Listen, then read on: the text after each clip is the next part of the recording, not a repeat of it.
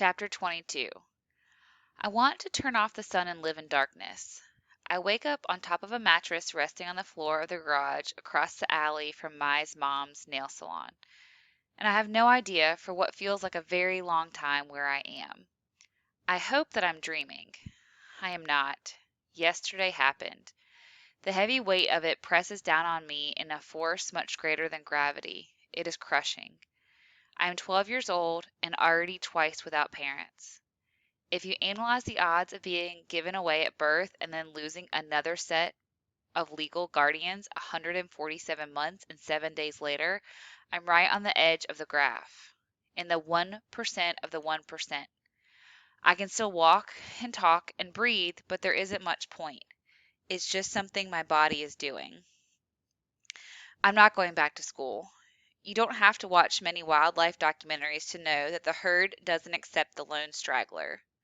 And with the exception of Margaret Z. Buckle, the herd never accepted me anyway, so I'm not losing much.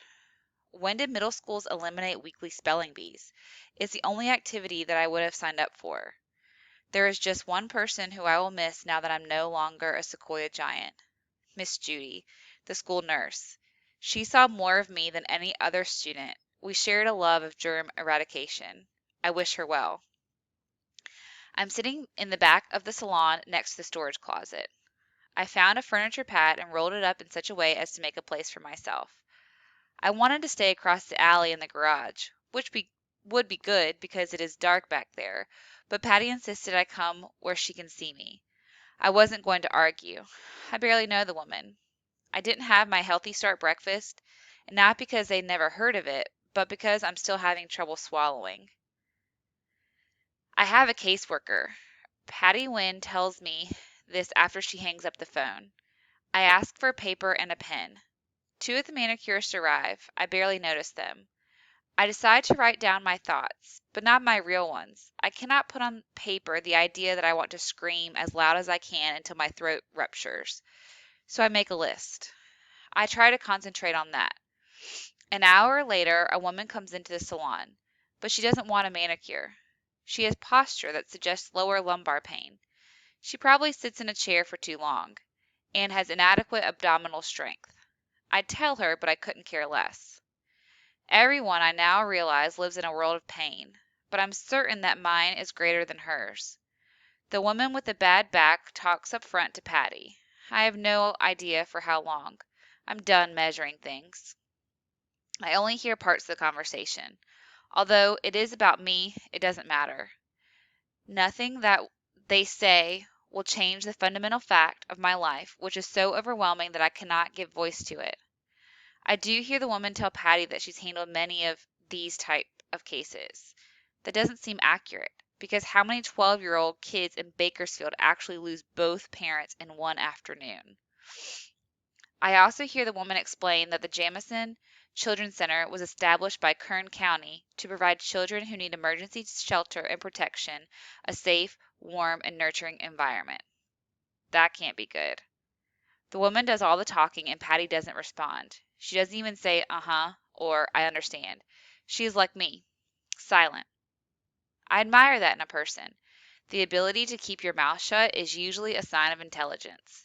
Introspection requires you to think and analyze. It's hard to do that when you're blabbing away. Finally, Patty motions to the back, and the next thing I know, the official-looking woman leans over me and says, "My name is Lenore Cole. I'm here to help you." I hand her a piece of paper. She looks surprised but straightens, with a small grimace which reinforces my diagnosis of lower back pain, and reads, Number 1. My parents have no relatives who are appropriate to accept legal responsibility for me. 2. I do not believe that any of my parents' small circle of friends are in a position to take me into their lives. We do not belong to any church or other organization that might have support groups. 3. I do not wish to ever return for any reason to the house where I lived on Citrus Road. I would like you to call Horato Ido, the owner of Ido's Garden Services, and tell him that our backyard garden is now his responsibility. He will understand. 4. I would like to have my computer and my printer, which are in my room. There is a large cabinet with my medical file cards. I will need these. And I would also like all of the blue notebooks as well as my clothing, the metal box under my bed with my life savings, the orange towel in the bathroom, my humidifier, my copy of Atlas of Human Anatomy by Frank Netter and Sharon Colosino, also my TI-89 Titanium Plus graphing calculator, which is on my desk. Be careful with it. 5. I would like all of the pictures of my parents put in storage for me for the future. 6. I would like to formally request a forensic autopsy be performed on both my mom and my dad. I will need a copy of this report, although I will not be reading it at this time. 7. I would like my DVD of the movie adaptation. It is in the cabinet under the television in the living room. 8. I will need the pictures and information pinned up to my bulletin board taken down and placed in a large envelope. Please take special care when handling the lemur photo signed by wildlife legends Beverly and Derek Jobert. 9. I would like a sedative prescribed to me to deal with anxiety. I may need medication at a later date for depression, but I would like to see extensive research on its long-term effects on teenagers. I would also like a complex multivitamin design specifically for juvenile use. 10. I'm going to stay for now at Happy Polish Nail Salon. It is my hope that the Wynn family will allow this and be compensated for taking care of me. 7. I have 7 library books. They will need to be returned. I have never incurred a late fee. I do not want to start now. Respectfully, Willow Chance. The woman looks stunned by the clarity of the communication. Or maybe the intense expression on her face is normal. Either way, it is a relief that she doesn't smile.